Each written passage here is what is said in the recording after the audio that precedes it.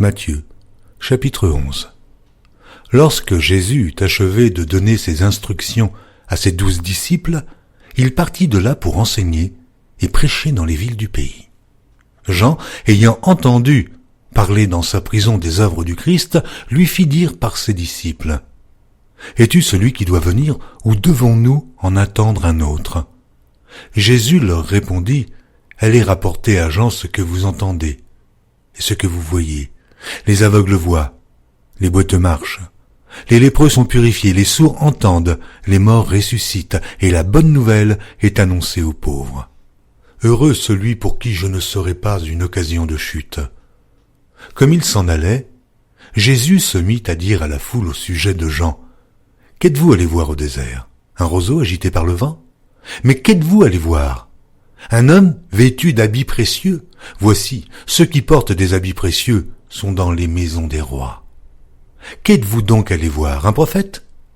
Oui, vous dis-je, et plus qu'un prophète. Car c'est celui dont il est écrit : Voici, j'envoie mon messager devant ta face pour préparer ton chemin devant toi. Je vous le dis en vérité, parmi ceux qui sont nés de femmes, il n'en a point paru de plus grand que Jean-Baptiste. Cependant, le plus petit dans le royaume des cieux est plus grand que lui.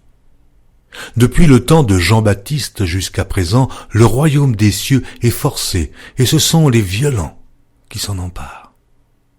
Car tous les prophètes et la loi ont prophétisé jusqu'à Jean, et, si vous voulez le comprendre, c'est lui qui est l'Élie qui devait venir. Que celui qui a des oreilles pour entendre, entende. À qui comparerai-je cette génération ? Elle ressemble à des enfants assis dans des places publiques et qui, s'adressant à d'autres enfants, disent : « Nous vous avons joué de la flûte, et vous n'avez pas dansé. Nous avons chanté des complaintes, et vous ne vous êtes pas lamentés.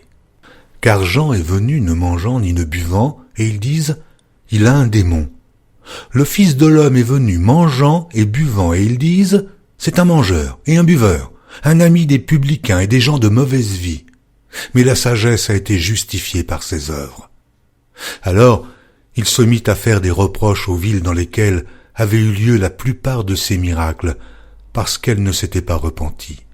Malheur à toi, Chorazin, malheur à toi, Bethsaïda, car si les miracles qui ont été faits au milieu de vous avaient été faits dans Tyr et dans Sidon, il y a longtemps qu'elles se seraient repenties en prenant le sac et la cendre.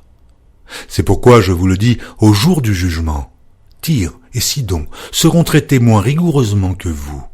Et toi, Capernaum, seras-tu élevé jusqu'au ciel ? Non, tu seras abaissé jusqu'au séjour des morts. Car si les miracles qui ont été faits au milieu de toi avaient été faits dans Sodome, elles subsisteraient encore aujourd'hui.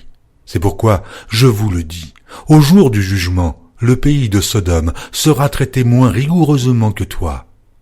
En ce temps-là, Jésus prit la parole et dit : « Je te loue, Père, Seigneur du ciel et de la terre, de ce que tu as caché ces choses aux sages et aux intelligents, et de ce que tu les as révélées aux enfants.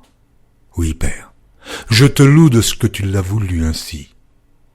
Toutes choses m'ont été données par mon Père, et personne ne connaît le Fils, si ce n'est le Père.